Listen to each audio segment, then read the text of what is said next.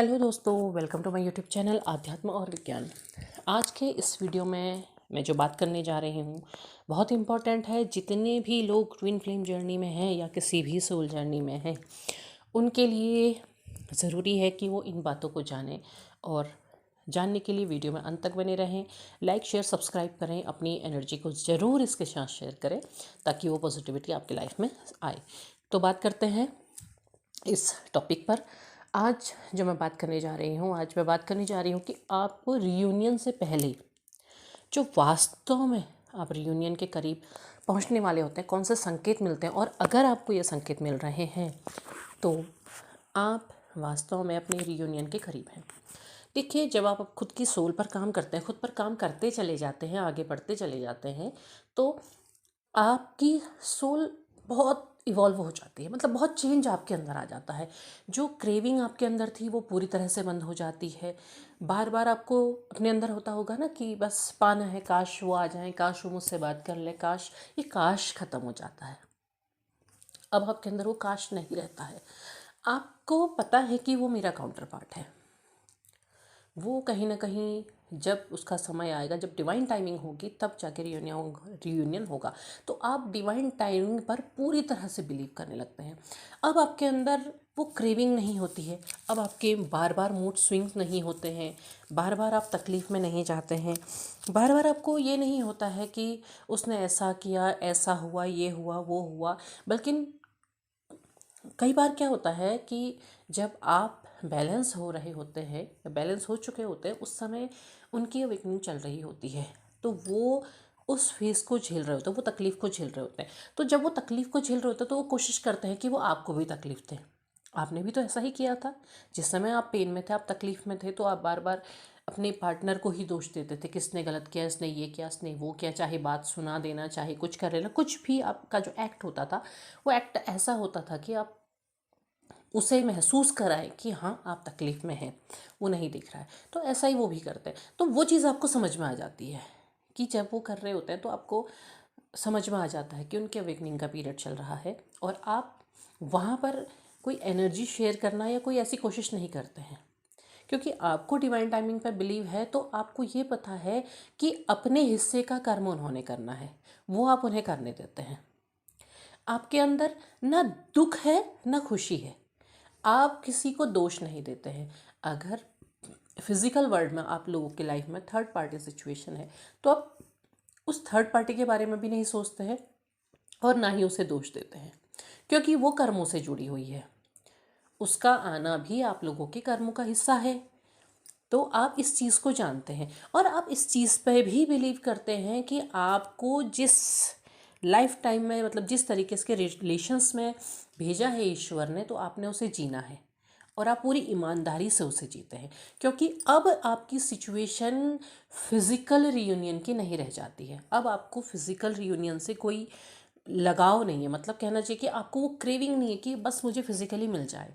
आपको ये पता है कि सोल्स जुड़ी हुई हैं, तो सोल को जब मिलना होगा, जैसे मिलना होगा, जैसे ईश्वर चाहते हैं वैसे मिलेगी।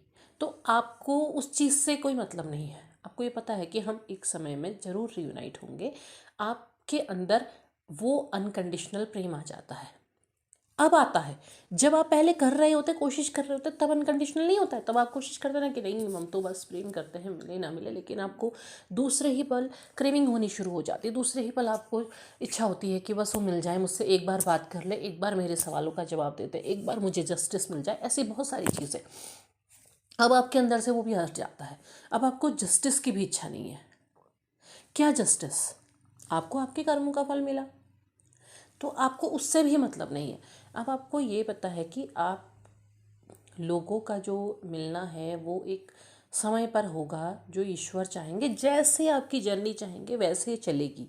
आपको उस बात की ना तकलीफ़ है ना खुशी है। मतलब अब आप अपने लाइफ में प्रेजेंट में जीने लगे हैं। वर्तमान आपको समझ में आ गया है कि अभी आप जो कर रहे हैं वो आपको समझ में आने लगा है और आप उसमें जीने लगे हैं। अब आपको भूतकाल में क्या हुआ उस बात का रिग्रेट भी नहीं है, भविष्य में क्या होगा उस बात की चाह भी नहीं है। जो आप वर्तमान में है, आपको उसमें जीने की, आप उसमें जी रहे हैं, आप उस पर अपना काम कर रहे हैं, वहाँ फोकस्ड हो रहे हैं। और आपके अंदर एक धन्यवाद भी आ गया है। किसके लिए? अपने काउंटर पार्ट के प्रति। जो कार्मिक सिचुएशन आप दोनों के बीच में थी वो सब कुछ ठीक है। आपके अंदर किस बात का धन्यवाद है कि आपको ये पता है कि उसकी वजह से, उसके आने की वजह से आपकी लाइफ में बहुत बड़े बड़े चेंजेस आए। आपने जो ग्रो किया है, जो आप आगे बढ़े हैं, अपने लाइफ में आगे बढ़े हैं, वो आप अपने काउंटर पार्ट की वजह से बढ़े हैं। उसका वो पुश आपको बहुत ऊंचाइयों तक ले गया है। तो इस बात के लिए आपके अंदर धन्यवाद है। तो आप पूरी तरह से वर्तमान में, पूरी तरह से उस सिचुएशन में आप खुश हैं।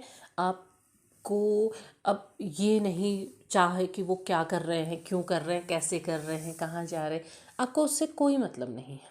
आपको, आपका मतलब कहना चाहिए कि सोच भी उस तरफ नहीं जाती। मतलब ठीक है, आपके माइंड में ऐसा नहीं है कि वो पूरी तरह हट गए हैं, लेकिन अब वो सवाल जवाब नहीं है, वो चीज़ें नहीं, वो दोष देना नहीं है, वो चीज़ें नहीं है। क्योंकि आप पहले भी जानते थे कि इनके आने की वजह से मेरे लाइफ में चेंजेस हो रहे हैं, लेकिन उसके बाद भी आप दोष दे रहे थे कि क्यों मुझे छोड़ के दूर जा रहे हैं।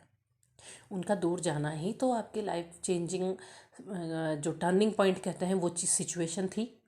तो वो आप समझ चुके हैं। तो जब आप पूरी तरह से बैलेंस हो जाते हैं, पूरी तरह से आपको आप सिर्फ और सिर्फ ईश्वर पर विश्वास है, अपने कर्म पर विश्वास है, और आपके अंदर से वो प्रश्न, वो दोष, वो सब चीज़ें जब समाप्त हो जाती हैं, तब आप अपने लाइफ पथ पर आगे बढ़ रहे होते हैं। अब आपको ये भी क्रेविंग नहीं होती कि रियूनियन कब होगा, रीयूनाइट कब होंगे। वो जब होगा तब होगा, ईश्वर की इच्छा है। तो ऐसे सिचुएशन में उन पर जो चेंजेस आने होंगे वो बहुत तेज़ी से आने लगेंगे, और वो ही धीरे धीरे क्या होगा, वो आप लोगों को रियूनियन की तरफ को ले जाएंगे। तो उम्मीद है आपको वीडियो पसंद आया होगा। एनर्जी को ज़रूर क्लेम कीजिएगा, कमेंट बॉक्स में अपने विचार ज़रूर साझा कीजिएगा। तब तक के लिए धन्यवाद।